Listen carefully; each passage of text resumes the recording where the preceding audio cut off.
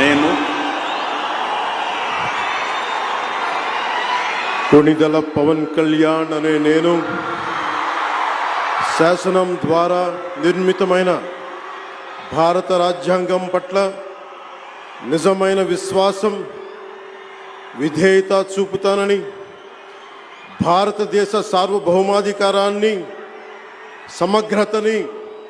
కాపాడుతానని, ఆంధ్రప్రదేశ్ రాష్ట్ర మంత్రిగా నా కర్తవ్యాలను శ్రద్ధతో, అంతఃకరణ శుద్ధితో నిర్వహిస్తానని, భయం కానీ, పక్షపాతం కానీ, రాగద్వేషాలు కానీ లేకుండా రాజ్యాంగాన్ని, శాసనాలని అనుసరించి ప్రజలందరికీ న్యాయం చేకూరుస్తానని